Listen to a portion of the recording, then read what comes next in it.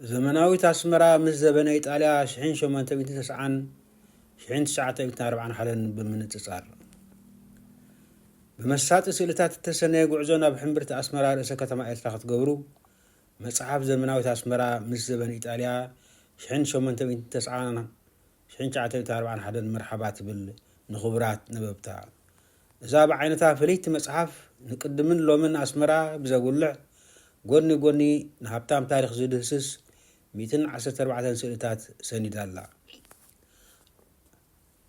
ኣስመራ ካብ ጽፍሒ ባሕሪ 2000 ሜትሮ በሪኻ ተደኮነት ምቹእ ክሊማ ዘለዋ ከተማ እያ። እዛ ከተማ ኢጣልያውያን ከም ወተሃደራዊ መዋፈሪ ብ1890 ምስ ሓዝዋ መስርሕ ለውጢ ጀመረት። ኣብቲ እዋንቲ ኢጣልያውያን ብኣርት ዴኮን ፊቸርስ ንመጻኢ ብዝጠመተ ቅዲ ህንፃን ብምትእታው ኣስመራ ብዘመናውነት ከም እትተጉልዓልዕ ገበርዋ። እዛ መጽሓፍ ነቲ ቀንዲ ማለት ከም ታሪኻዊ ስፍራታት ህዝባዊ ሜዳታትን መዓልታዊ መናብሮ ህዝብን ዝሓቆፈ ስእልታት ኣቕሪባ ኣላ። ቦታታት ሃይማኖታዊ እምነትን ህንፃታትን ብሃይማኖታዊ ስፍራታት ውዕውዕ ዕዳጋታትን ፍሉጣት መንግስታዊ ህንፃታትን ኣቢልኩም ናብ ከርሲ ከተማ ኣስመራ ኣርሕቡ። ናይታ ከተማ ሕልፉን ህልውን መላግቦ ኣስተማቕርዎ። መዘናግዕን መሕለፍ ግዜን ኣስመራ ንመዘናግዕን መህደሲ ነፍስን ዘገልግል ኣዝዩ ዘመናውን ውቁብን ሲኔማታት፣ ቲያትር፣ ኣብያተ ሻህን ስፖርታዊ ማዕከላትን ነበራ።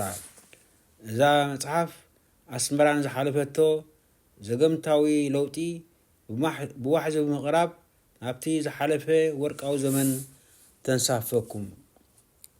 ዘመናዊት ከተማ ብውድብ ትምህርትን ስነፍልጠትን ባህልን ሕቡራት ሃገራት ማለት ዩኔስኮ ኣፍልጦ ረኸበት። ውድብ ትምህርቲ ስነፍልጠትን ባህልን ሕቡራት ሃገራት ኣብ 2017 ንብሉፅ ዘመናዊ ስነ ህንፃን ውጥን ከተማን ብምድናቕ ንከተማ ኣስመራ ዘመናዊት ከተማ ኣፍሪቃ ረቑሓ ንቀንዲ መለለይ ኣስመራ መርኣያ ክትምና ኣፍሪቃን ንርትዓዊ ቅዲ ኢጣልያውያን ማለት ራሽናሊስት ክድህስሱ እንሆ እዛ መጽሓፍ ባባ ኣሪሓ ተቕበለኩም። ብድሆታት ምዕቃብ ኩናት ካብ ዝስዓቡ ዕንወት ብዙሕ ታሪኻዊ ህንፃታት ድሒድ እኳ እንተሎ ባህላዊ ቅርስታት ምጭውቲ ከተማ ኣስመራ ግን ፈተነ ዕንወት ኣንጠጢዎ ኣሎ። እዛ መጽሓፍ ንህፁፅነት ኣድላይነት ምዕቃብ ምህዳስን ስነ ህንፃ ሃብቲ ኣስመራ ኣጉልሓ ኣቕሪባ ኣላ። ጥንታዊ ኣስመራ ክነው ዝሓለፈ እዋን ዝኸይድ ዕዙዝ ኣገዳስነት ዘለዋ ጥንታዊ ቅርስታት እያ። ብሕርሻን ብጉስነትን ህይወቶም ዝመርሑ ጥንታውያን ሕብረተሰባት ሰፊሮምላ ምንባሮም ኣብ ቀረባ እዋን ዝተኻየደ ኩዕታ ስነ ጥንቲ የረጋግፅ። እዛ መጽሓፍ ጥንታዊ ሱር መሰረት ዳሂሳ ንቅድመ ታሪኽን ዘመናውነትን ኣስመራ ቀለበት ኮይና ተቐሪባ ኣላ። መርሓባ መርሓባ።